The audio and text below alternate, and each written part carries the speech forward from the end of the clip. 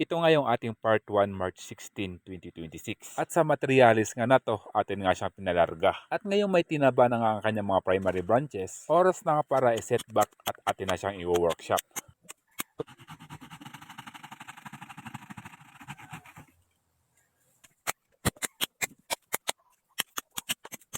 Sa pag-workshop natin sa materialis na to, ito na ngayon kinalabasan ng ating puno. Pagkatapos nga natin siyang i-setback, oras na nga para palitan ang kanyang medium. Nung una nga natin siyang itinanim sa kanyang training pot. Biruin nyo mga idol, 7 years na tong medium sa kanya. At sa 7 years nga, ganito na karami at kakapal ang kanyang mga ugat. At next step natin dito, ang maitanim na ang ating puno sa kanyang bagong training pot at bagong medium. Ginamitan nga pala natin ito ng topsoil, black soil at compost. At last step natin dito, agad naman natin siyang diniligan para makarecover na.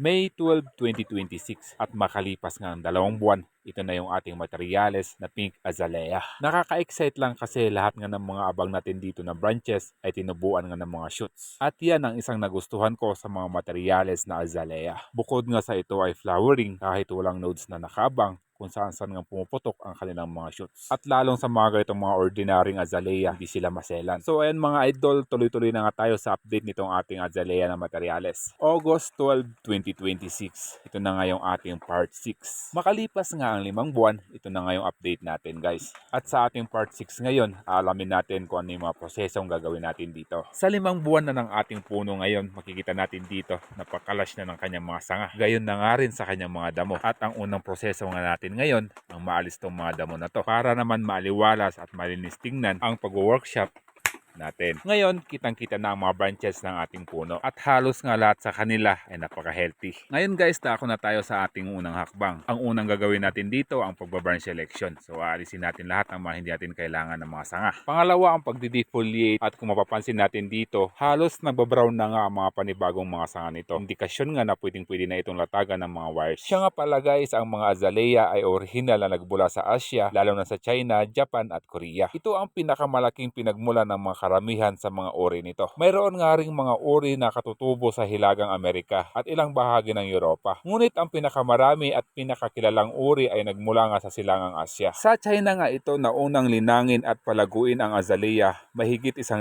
taon na ang nakakalipas. At sa Japan naman nabuo at tumaganap ang maraming sikat na uri nito.